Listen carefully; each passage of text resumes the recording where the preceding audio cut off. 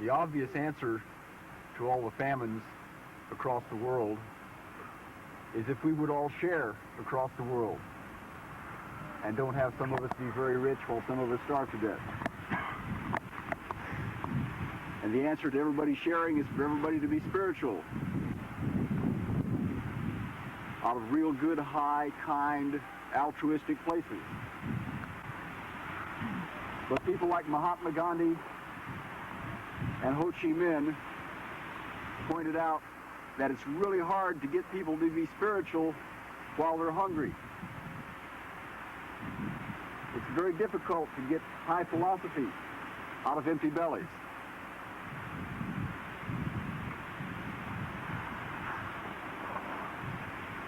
So we have an obligation because we have full bellies, because we're living good. And we have an obligation to have the highest and the finest that we can possibly put out to try to help other people to feel that way too.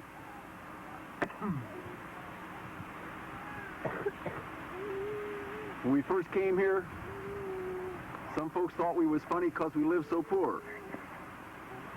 And I kept talking about that depression. And it keeps coming. And now more and more, when people talk to me about this place, they don't talk about that we live funny at all. They say, you really got it made down there, don't you?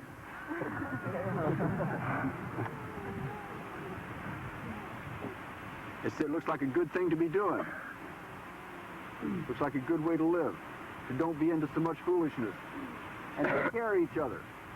And they always say, you mean it's like a family? You mean you all take care of each other? Is that right? And yeah, we take care of each other.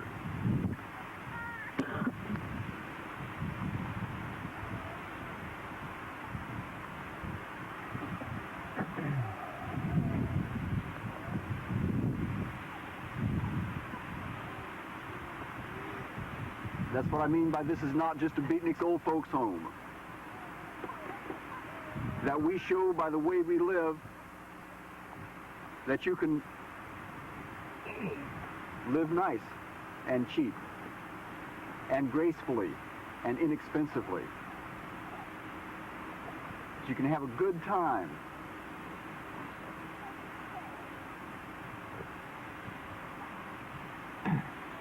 And don't cost everybody else a lot to make it that way.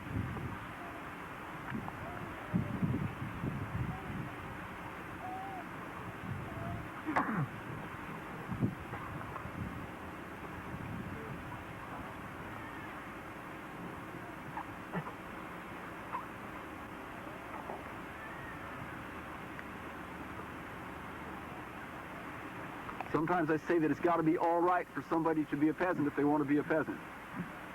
Well, it's not just all right. It's not just that it has to be all right.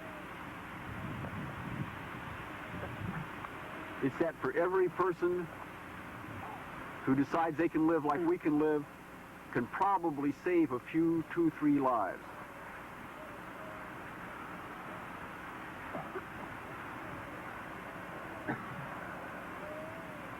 And the folks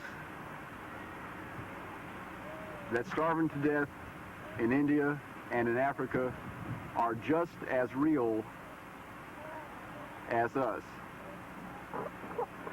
They are each just as individually an important human being on the earth as we are. Each one of them has just as much of a right to live as we do. There is no value difference whatsoever. We're just lucky, and just lucky. Not better, just lucky.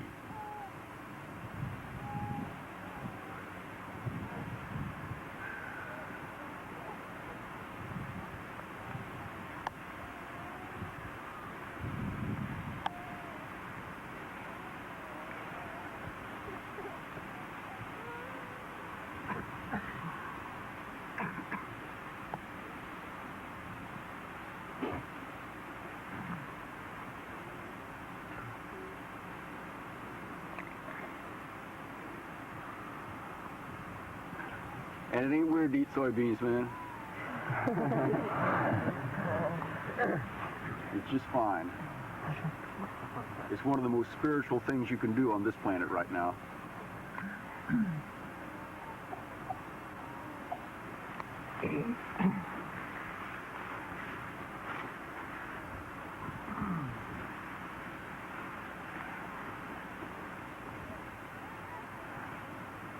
I saw a picture in Newsweek.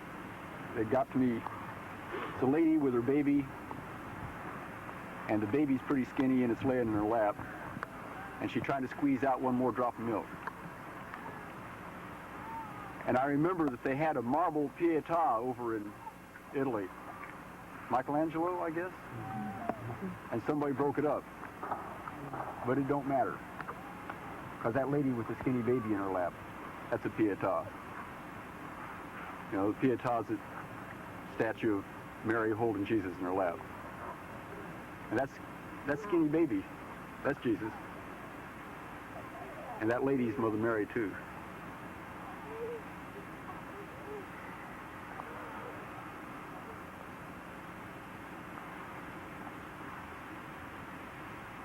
Now, I fear that we're about a quarter mile ahead of the rain. So if we're going to have any question time at all, we better do it now. Anything about anything at all that we need to do now.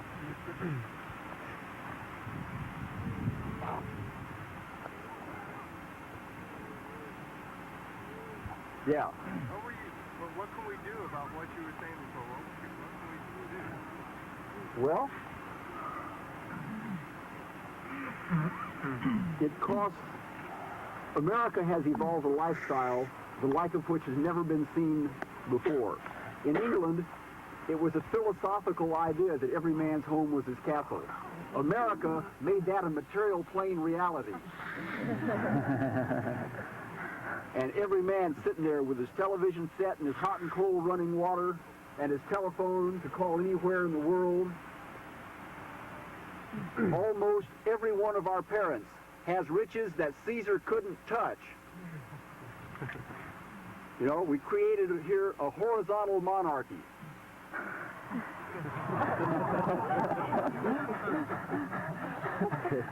And that's what is called the American way of life. And if there was unlimited everything, it would be a groove. But there isn't unlimited everything. And the world is becoming so small and communications becoming so fast that what you do here affects somebody somewhere else. And just, it's really important that we get along well together. It's so ecological. You know? Instead of everybody having to have their own separate fancy piece of equipment, that a bunch of people can share it and have access and use of it. And because they can get along together and love one another, that they can share that and stretch it out and make it go farther.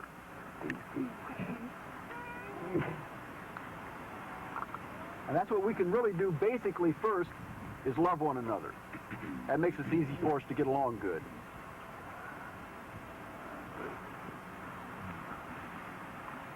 You know, that's really one of the best things we can do. And to make it so that everybody we come in contact with and all the different ways we contact people look at us and say, you know, we want to hit a little responsive chord in them. We don't want them to say, oh, wow, what a hard way to go. Like somebody said a couple of years ago, says, you people, got to hand it to you people, tough it out there in the blackjack oak with the ticks.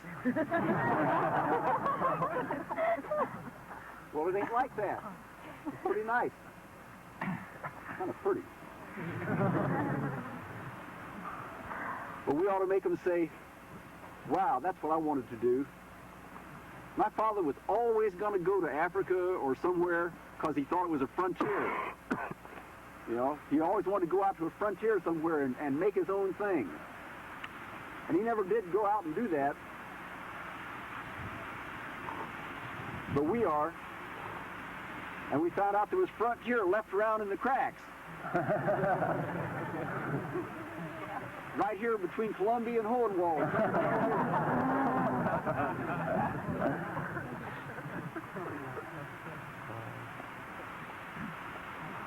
And it's like not just being frugal, not just being good, but having some style and a good time. It's far out to live this way.